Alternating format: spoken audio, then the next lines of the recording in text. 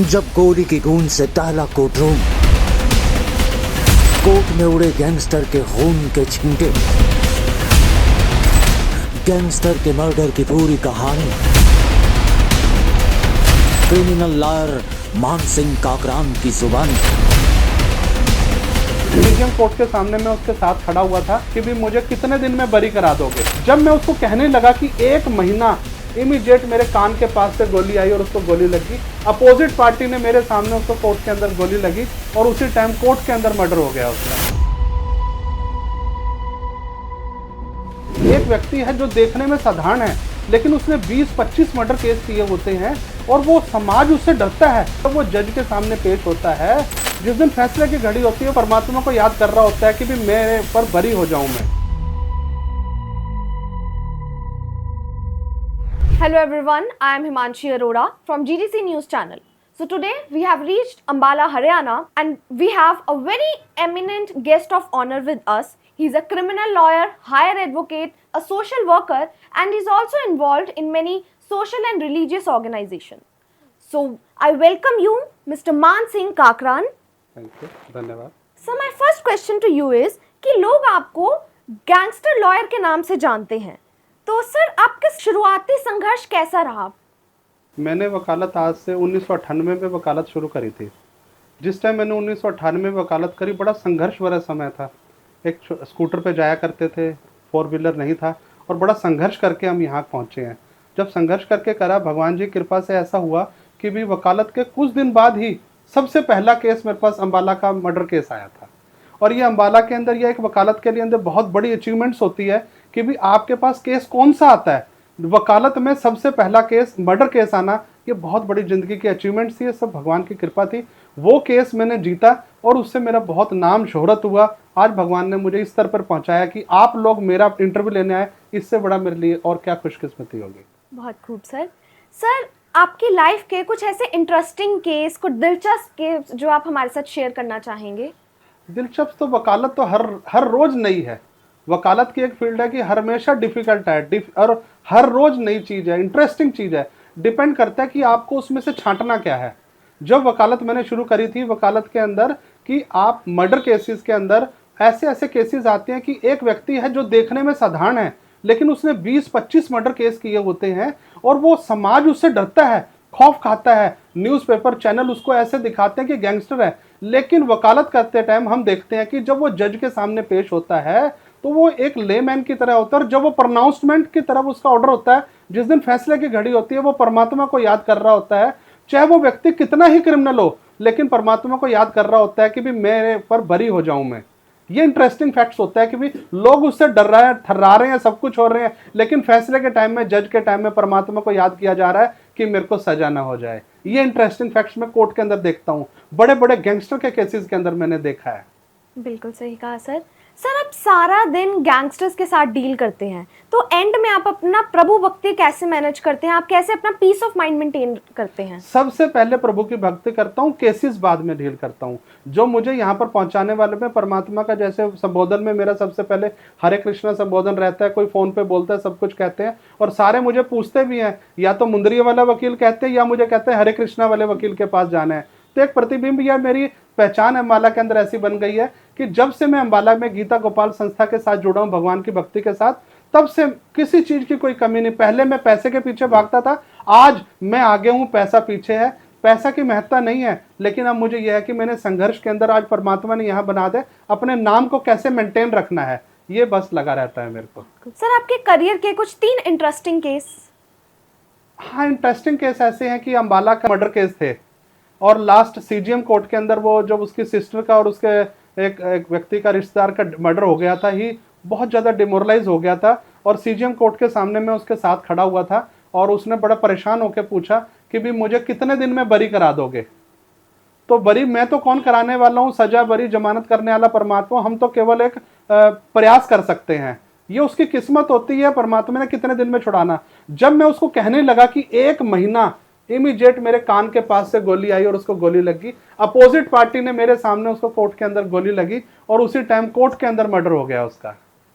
तो इससे इंटरेस्टिंग क्या हो सकती है कि परमात्मा का यदि नाम ना होता तो वो गोली शायद मुझे लग सकती थी, और उसको गली लगी और मेरे सामने हुआ। ऐसे इंसिडेंट मेरे साथ कई बार हो चुके हैं। सर, आपके करियर के स्टार्टिंग में आपने क्या कुछ स्ट्रगल्स फेस किए?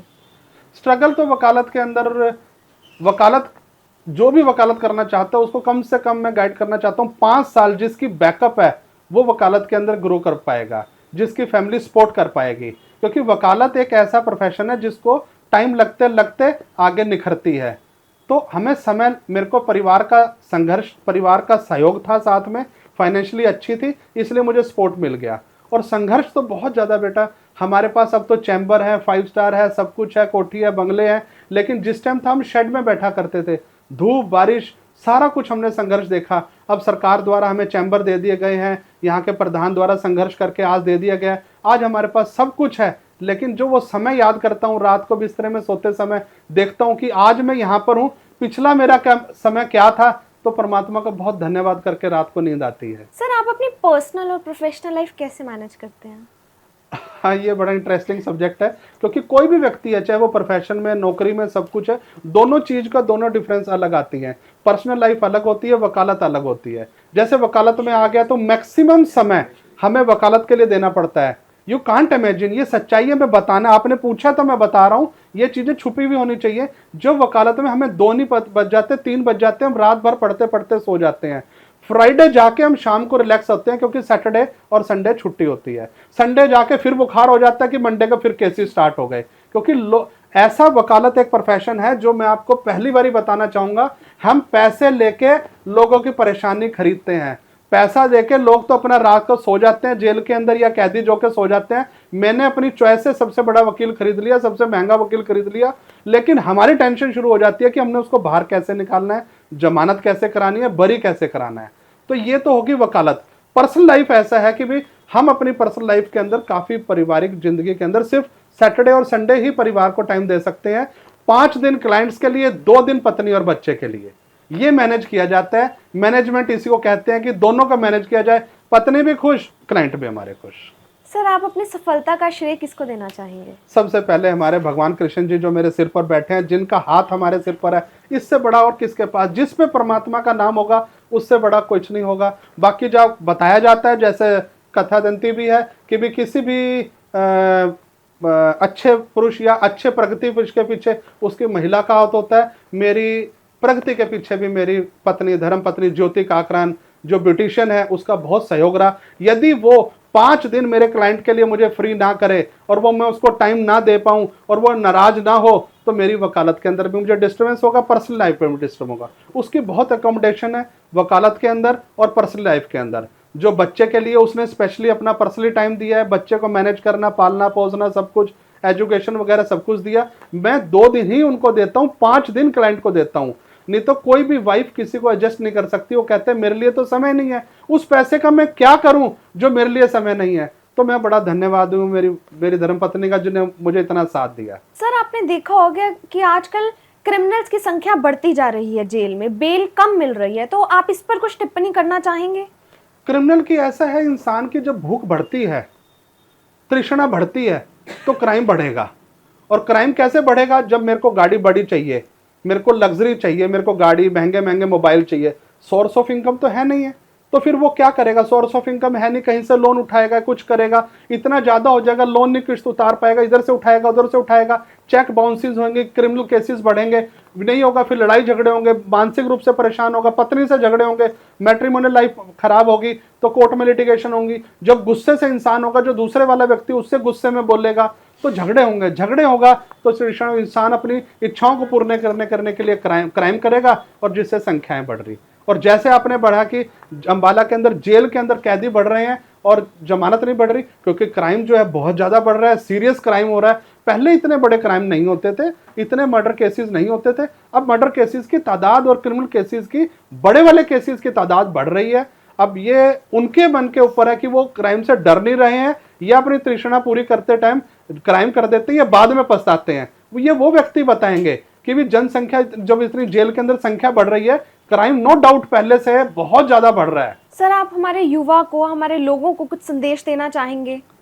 देखिए, वकालत के नाते, एक वकालत मेरा प्रोफेशन है, लेकिन वकालत से हटके मैं शुरू से हर किसी को, क्लाइंट को कहता हूं, चाहे वो किसी की जमानत हो, किसी की बरी हो, उसके बाद कहता हूँ कि आप दोबारा कोर्ट कचहरी में मत पड़ना, अपना सुखपूर्वक जिंदगी अपना जियो। कोर्ट कचहरी में कुछ नहीं है, कोर्ट की दीवारें भी कान लगा के सुनो तो पैसा पैसा चिल्लाती है, घर बार बिक जाते हैं वकालत के अंदर। तो क्राइम से दूर रहिए, कुछ नहीं रखा। ये मेरे वकालत नहीं है, ये मैं जिंदगी की सच्चाई सामाजिक तौर पे बता रहा हूँ। मुझे कुछ नहीं है, जिसने जीव दी है, जिसने भोजन दिया, वो भगवान अपने आप सब पेट भरेगा। मेरे क्राइम बढ़ने से क्राइम नहीं पेट बढ़ेगा, परमात्मा ने सबको अपने आप दिया हुआ है। तो अपने क्राइम मत कीजिए, इन्वॉल्वमेंट मत कीजिए, मैट्रिमोनियल डिस्प्यूट कम कीजिए, कोशिश कीजिए कि भी कोर्ट की तरफ ना ही जाया जाए। तभी कहा करते थे कुछ पहले कि भी 3 कोर्ट से परमात्मा बचाए, काला कोर्ट, सफेद कोर्ट और खाकी कोर्ट। इसलिए कहा जाता था, डर भी था, डर दिखाया भी जाता था, क्योंकि घर मकान जमीन जायदाद सब कुछ बिक जाता है कोर्ट कचहरी में।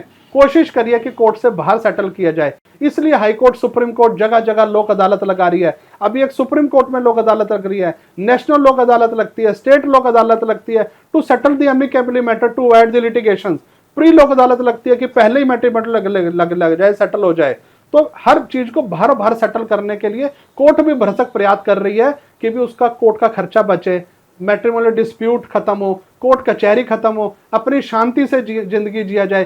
करोड़ों रुपए खर्च कर रही कोर्ट में एडीआर सेंटर बने हुए हैं, आपस में बैठा के बातचीत कराते हैं। जजेस को भी बहुत डायरेक्शन दी गई है कि आपस में बैठ के सेटल किया जाए, और बहुत से सेटल भी हो रहे हैं 20-20%। तो लिटिगेशन समय आने समय पे खत्म हुई होगी, और हम भी चाहते हैं कि भी लोग लिटिगेशन से दूर रहें। सर, आपको कभी अपनी लाइफ में कोई थ्रेट आए, कुछ डेथ थ्रेट्स, कुछ ऐसे से? देखिए, डर तो वकालत के अंदर अगर करोगे तो वकालत नहीं कर पाए। जिसके सिर पे भगवान कृष्ण है उसको डर से क्या मतलब है। और यदि हम इन चीजों में पर्सनली इन्वॉल्व होंगे तब थ्रेट तक आएगी। क्लाइंट को क्लाइंट के तौर पे लो और केसेस को अपने केसेस के तौर पे लोगे। यदि आप पर्सनली लोगे तो अपोजिट पार्टी आपसे परेशान होगी या परेशान करके वो करेगी। तो इसलिए परमात्मा की बड़ी कृपा है कि भी हम इन चीजों में इन्वॉल्व नहीं रहे हैं। हमारे लिए सभी बराबर हैं। हमने वकालत को वकालत के लिए लेना है, क्लाइंट को क्लाइंट के तौर पे लेना है। वो उसका इतिहास क्या रहा है, वो उसका अपना झूठा है सच्चा है, वो परमात्मा जानता है या वो जानता है। लेकिन मेरी अपनी जिंदगी में भगवान का सिर पे हाथ है, तो हमें इन चीजों से कभी परवाह नहीं है। सर, एक बहुत इंपॉर्टेंट प्रॉब्लम सामने आई है जूनियर लॉयर्स की, कि शुरुआती दौर में उन्हें वो काम भी बहुत करते हैं पर उन्हें कुछ मिलता नहीं है। जिन सीनियर्स के अंडर वो काम करते हैं वहां भी उन्हें कुछ नहीं मिलता। तो उनकी एक्सप्लॉयटेशन पर आप क्या बोलना चाहेंगे? जब मैंने वकालत शुरू करी थी, मेरे गुरु लाला फकीर चंद अग्रवाल एक्स एमएलए और आज़ादी से पहले के वो वकालत कर रहे थे, और 90 जब उनकी डेथ हुई 94 ईयर थे, उस टाइम भी तक वो वकालत कर रहे थे। मैं उनके पास जूनियर था, वो हर किसी को जूनियर लगाते भी नहीं थे। बहुत अप्रोच लगा के मैंने उनके साथ एसोसिएट किया, जिनकी वकालत के नाम जुड़ के आज भगवान की कृपा है, बहुत नाम शोहरत है। लेकिन ये बात सच्चाई है, जब एक जूनियर आता है वकालत सीखने के लिए, उसकी एक्सपेक्टेशंस होती है कि मेरा कम से कम पेट्रोल का खर्चा या कुछ मेरा ऐसा मिल जाए। हमें भी नहीं मिलता था, बड़ा नॉमिनल था। मैंने इसलिए बताया कि कम से कम 5 साल संघर्ष के लिए चाहिए वकालत में, तब आप संघर्ष कर सकते हो। लेकिन आजकल के बच्चों में कुछ ऐसा आ गया, सीखने के प्रति उनकी कोशिश कम ही रहती है। 1-2 केसेस आ जाते हैं, वो अपने आप को सोचते हैं कि हम सब कुछ हो गए हैं। जबकि कम से कम 2-4-5 साल तो सीनियर के साथ एसोसिएट्स होना चाहिए। अपना काम करें ठीक है, लेकिन उसके साथ साथ वकालत भी करते हैं और सीखते भी रहें। और जो जल्दी चला जाता है, जल्दी अपनी वकालत शुरू कर जाता है, उनको आगे काफी प्रॉब्लम आती है। कम से कम सीनियर के साथ 2-4 साल तो उनको सीखना चाहिए। Sir, what should be the purpose of a lawyer, purpose of life of a lawyer? Advocate को हिंदी में समझाया जाता है वकील। वकील का मतलब वो कील जो हर दीवार में गड़ जाए। मतलब यदि जहां लड़ने की बात आए तो उसे लड़ना पड़े तो ऐसा लड़े कि भी दुनिया देखे, कोर्ट कचहरी देखे तो ऐसा देखे। हर क्लाइंट आजकल पढ़ा लिखा है। पुराने टाइम था हिंदी में इंग्लिश में बोला करते थे, क्लाइंट को नहीं समझ आता था। 90% एजुकेटेड है तो उसे पता है कि मैंने वकील को पैसे दिए हैं, वो क्या आर्गुमेंट कर रहा है, क्या झूठ बोल रहा है, क्या सच बोल रहा है और कितनी प्रेजेंटेशन कर रहा है। तो वकील का मतलब वो वकील जो लड़ने के बात आए तो लड़ने के लिए आए, यदि सॉर्ट आउट करने के बात आए to settle the matter in amicably manner, तो वो भी सेटल किया जा सकता है। तो हर वे में हमें अपने आप चल रहा है। हमने क्लाइंट का बेनिफिट चाहना है, हमने नम्र स्वभाव में भी करना है, एग्रेसिव वे में भी करना है, हर तरह से लीगल वे में हमने क्लाइंट को बेनिफिट देना है। तो वकालत का प्रोफेशन एक बेहतरीन प्रोफेशन है। इससे बढ़िया प्रोफेशन कोई नहीं है, जो सोशल कॉज भी करता है, और इससे बढ़िया प्रोफेशन कुछ नहीं है। बिल्कुल सही कहा सर। सर, अब आप अपनी सोशल संस्थाओं के बारे में कुछ बताना चाहेंगे? देखिए, मैं 1998 के बाद 1999 में गीता गोपाल संस्था के अंदर जुड़ा था। गीता गोपाल जो भगवान कृष्ण से संबंधित और गोपाल भगवान गीता जी से संबंधित है। और उसके आने के बाद प्रतिदिन जब तक मैं गीता जी का पाठ नहीं कर लूँगा, मैं तब तक पानी भी नहीं पीता, पानी का बूंद भी नहीं पीता। मेरे नियम है, यदि व्यक्ति कोई नियम के साथ जुड़ा रहेगा तो जिंदगी में हमेशा संघर्ष के बाद जीत होगी।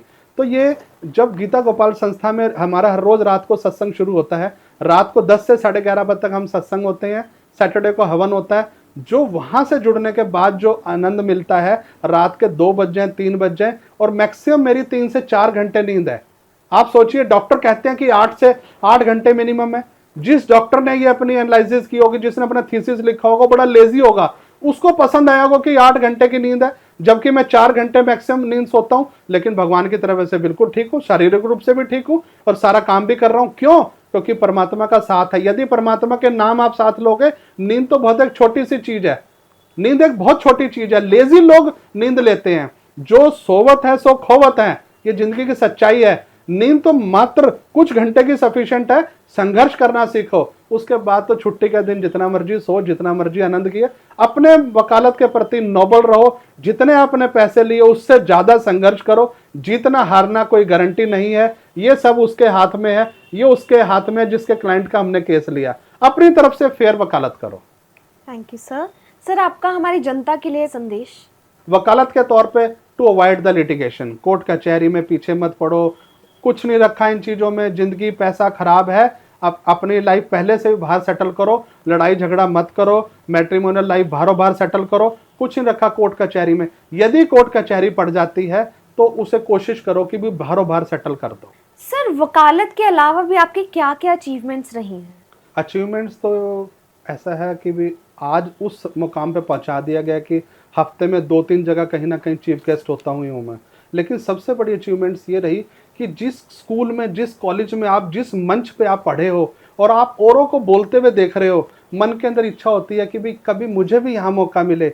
वो मेरे लिए बड़ा सुनहरी दिन था। ये मेरे पास एसडी कॉलेज का सर्टिफिकेट, जब ह्यूमन राइट्स डे के ऊपर प्रिंसिपल ने मुझे एज ए चीफ गेस्ट वहाँ पर मुझे इनवाइट किया कि मैं वहाँ पे एज ए वक्ता, as a spokesman human rights के ऊपर स्पीच करूँ।